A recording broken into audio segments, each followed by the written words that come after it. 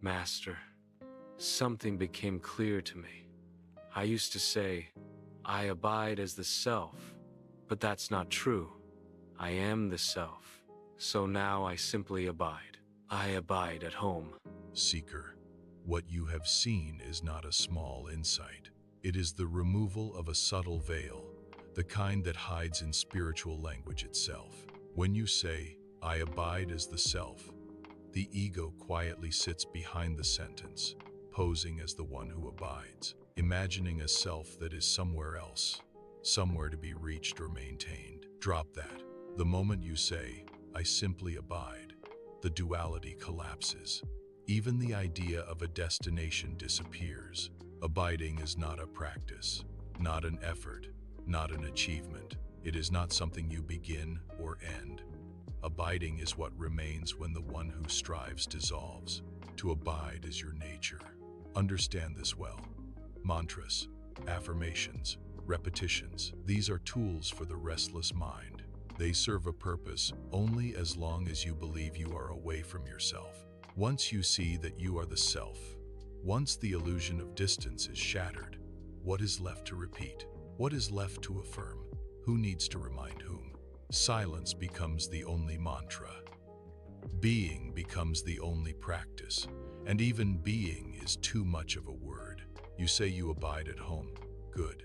Because home is not a place you reach. It is what you are when you stop pretending to be anything else. When meditation no longer involves steps, no strategies, no mental constructions, this is maturity. This is clarity. This is the end of seeking and the beginning of simply being. Do not make this into something special. It is the most ordinary, natural, effortless state. You abide, not because you choose to, but because you cannot do otherwise. Look carefully. To abide means to rest as the background of all experience, untouched by thought, unmoved by sensation, untroubled by the world's noise. Thoughts may come, sensations may come, even discomfort may come, but the abiding itself never moves. It has no need to adjust, no need to defend, no need to assert itself. This is the home you speak of, the home you never left, the home that needs no affirmation because it does not depend on thought. Let the words, I abide, remain only as a temporary pointer, a thin thread of language. Soon even that will dissolve, and only the nameless presence will remain. Silent, effortless, self-illuminated, when abiding becomes wordless, when silence stands on its own, when there is no seeker left to seek, that is the final simplicity. You abide at home because you are home.